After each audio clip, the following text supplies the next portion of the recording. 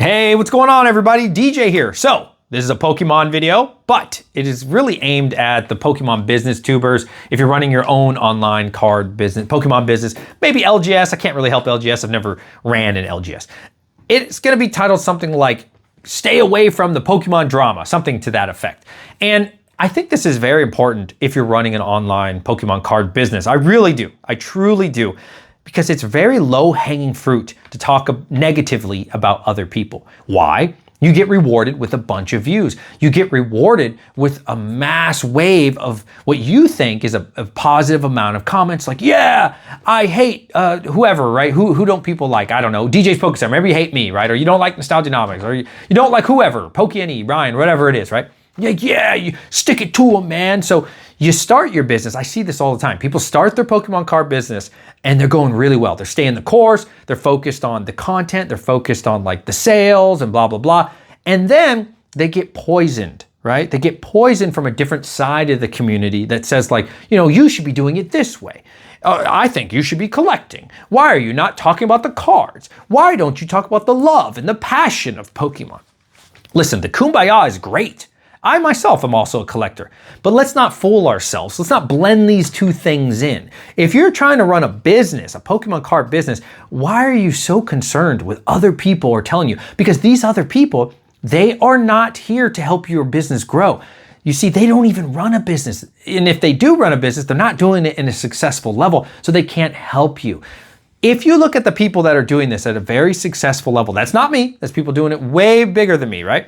None of them are talking about drama. None of them, for the most part, maybe every now and then, but for the most part, they are not focused on the negativity and like what it should be. Instead, they're focused on what it is. The market is the market. Whether you agree with it, whether you disagree with it, personally, would it be awesome to go to the store and pick up a bunch of Prismatic Evolution ETBs at MSRP? Absolutely. Hell yeah, that'd be great. Is that the reality situation? No. So what are you going to do about it? Are you going to complain about it? Are you going to complain about the situation?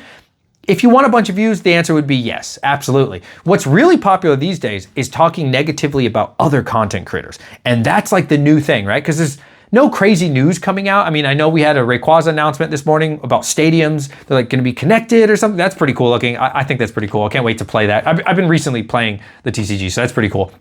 Besides that though, is that really going to help you in any way talking negatively about other content creators? I don't think so. And so like personally, I mean, I've been on YouTube for over 11 years. My first channel was DJ Waters 22. Check it out. I didn't know what I was doing back then, but that was like the beginning of my story arc, right? DJ Waters 22. You can do these things, but they're going to see you in a different way, okay? And if you're running a business, think of it as a brand.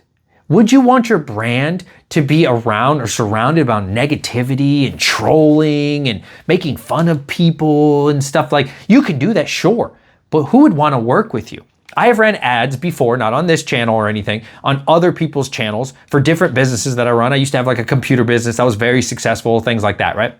And so I decided at that time, I wanted to run ads on other content creators. Do you think I picked the people that were doing drama content? Do you think I picked the people that were talking bad about other people in the space? No. Nobody wants to work with those kind of people. Now you will find Reddit mods, Discord mods, you'll find negative Nancys that are gonna back you up. Yes, of course, right? The first people that comment on videos, maybe that's me sometimes as well. Like I always get notifications for YouTube, but just as an example, do you think that other brands want to work with people like that? And other content creators would ever want to work with you when you just talk negatively about people all day and just attack people? I'm not saying that you can't ever do those things. You probably shouldn't, but it's up to you what you think is best for your business.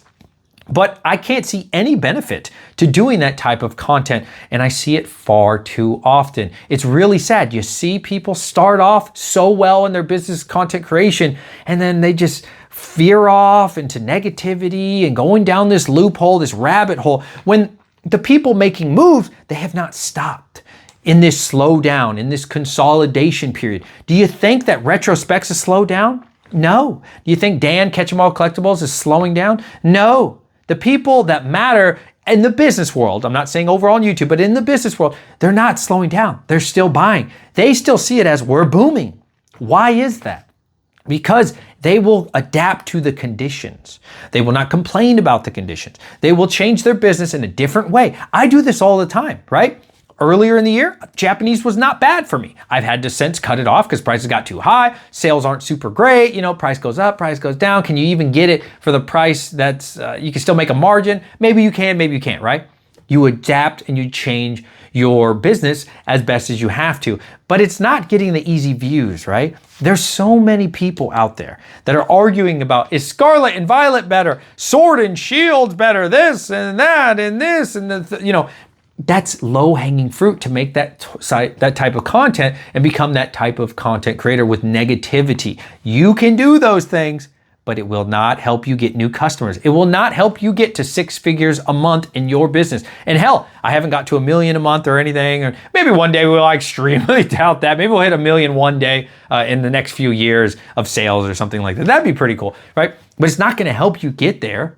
Nobody's gonna reach out to you that actually matters in the business world because you made a bunch of drama content, because you talked negatively about a bunch of people. Do you think they're on Instagram and they're gonna hit you up? Hey dude, I found this new connection for you. I love the way you were talking shit about Nostalgianomics or whoever, right? Maybe me. You think somebody's like, yeah, dude, I run a successful business and I wanna hook you up, man. I got a new case person and they can get you pallets. And I love the way that you're running your business by talking negatively. You see, it doesn't make sense. It's not going to happen. And then one day, if you ever want to land distro, do you think that the agents or reps, whatever you want to call them, are going to see your video in a positive light? They're going to look back at your, I think it's called Discovery, whatever it is. And they're going to look back at your channel of all your videos, your collections of the videos that you made. And they're going to see 10, 20, scalpers ruin the hobby.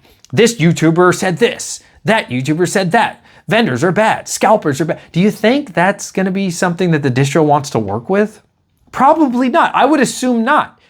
You gotta be careful with the content that you're creating. I mean, you don't have to. You don't have to. Do what you want, dude. You wanna go out there, talk ish about everybody, you think that's gonna help you out? The only thing that's gonna help you out is attract negative people. Negative people attract negative energy, negative energy attracts negative people. So you can band together in a Discord, you can band together a bunch of negative people, but all those people combined are still not gonna help your business. They don't run a business, number one, most likely. I haven't seen anybody at a successful level running a business that's talking ish about everybody. Why? Because they're too freaking busy buying Pokemon.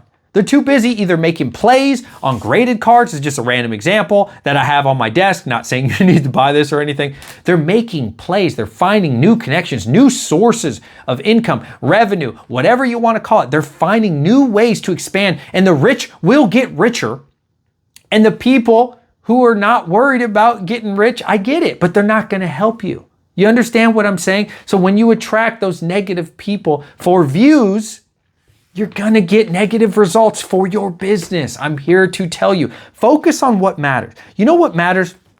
If we're in this slowdown, which I do think it's slowed down, I don't think there's any debating that. I think a lot of people are very confused on the definition of slow down or what it really means in the case, at least that when I say it. If you're traveling at a rate of 60 miles per hour in your vehicle, and then you slow down to 30 miles per hour, are you still moving forward? Yes.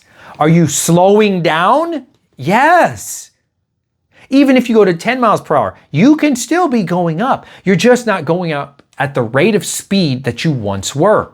That is what a slowdown is. Now, if you want to talk about negative growth, a lot of people, and I'm not going to blame most people because most people, they're not business minded or the terms they get confused. I'm not trying to be mean here. They get confused on what terms mean, that a slowdown is negative growth, and that's not what that means.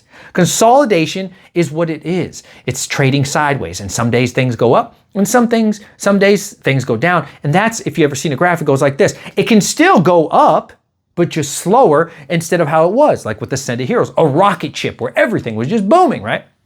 In my opinion, we will get to the boom once again, and we are booming. But I think we will get to a crazy euphoric state once again very, very soon. I don't know when that is. It just seems very obvious to me. I could be wrong on that prediction, but it's not going to help your business. What I do when someone is super negative, to be honest with you, I either block them or I just don't watch their content, because again, it doesn't help you in any way. It doesn't help your business. And so it doesn't align with me personally. And there's other people who don't align with me, right? They don't watch my content for whatever reason. Maybe they think, I don't know, I'm a bad person or I'm cocky or whatever it is, right? It's okay that you don't match with everybody. You don't have to match with everybody. You just need to match with the right people. Does that make sense? And the right people are for your business. Again, this is all about the business and expanding your Pokemon card business. The right people think like you, and they're going to think about what's the next play. For example, me personally, I've been looking at Twilight Masquerade. Obviously, it would have been nice to buy it, last year, blah, blah, blah. We can't fix the past. We can only fix moving forward. And so I've been buying ETB cases because I think the booster box, it's great, but it's up so much. The price of the ETB is about 105, I think. Depending when you look at it, it could be 100, it could be 110. The ETB case for Twilight, you can pick these up for like 1,200. And I'm like, wow, there's almost no case premium. It's about to rotate out. Nobody's talking about Twilight Masquerade. I think Twilight Masquerade is a fantastic set. I really do. A lot of people don't think it's good. You got Greninja, you got the Carmine, you got the Growlithe, which is finally booming. You got the Perrin, which is finally booming. You got the Infernape. Jay was just talking about that. He reminded me, like, there's so many good ones. Chansey. But more importantly, in the background, what do you think people are doing? I'm telling you, they're making moves, they're making plays on this. It's not sexy on YouTube. It's not something that people really talk about, but focus on the things that matter, making plays. What do you think people are gonna want pretty soon? 10 months from now, a lot of things are rotating out. A lot of people aren't focused on those.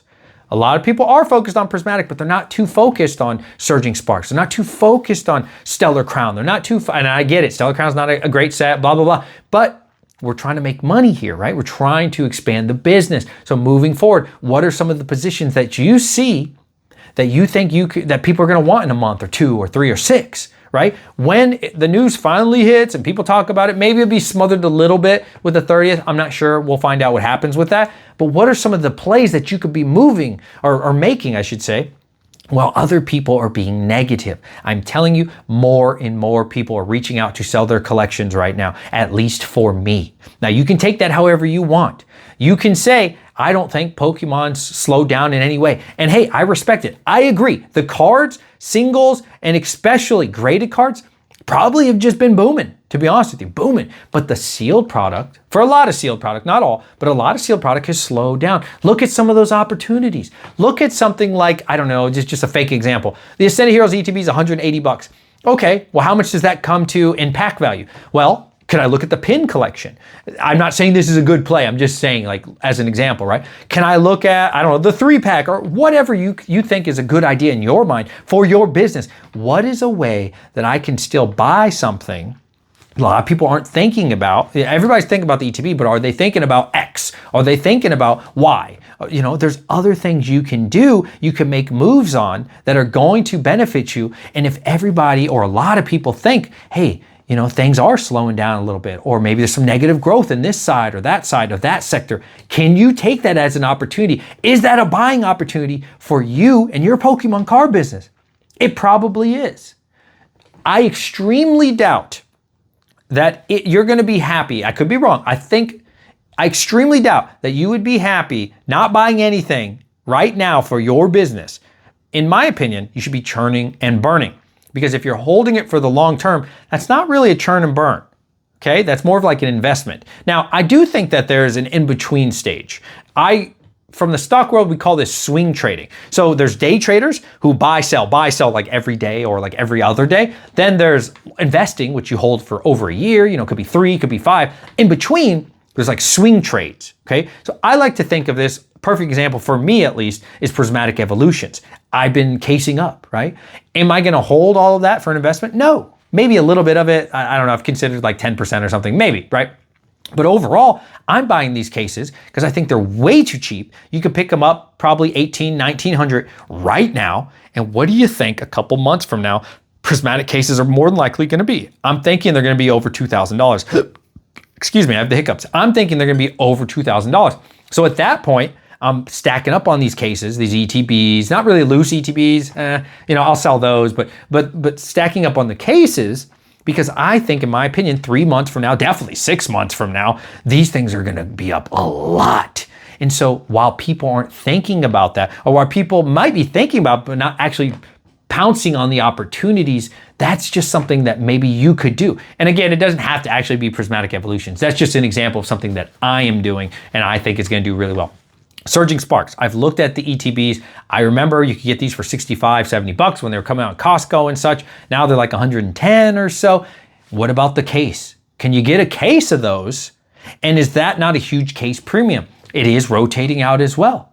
While everybody else is focused on Rayquaza, while everybody else is focused on the 30th for your business, what could you be buying that's really going to benefit you? There's far more risk in investing heavily. You're not investing, buying a bunch of the 30th anniversary for your business if you're paying market than there is paying market for Surging or paying market for Twilight with the hopes of, hey, making a nice swing trade.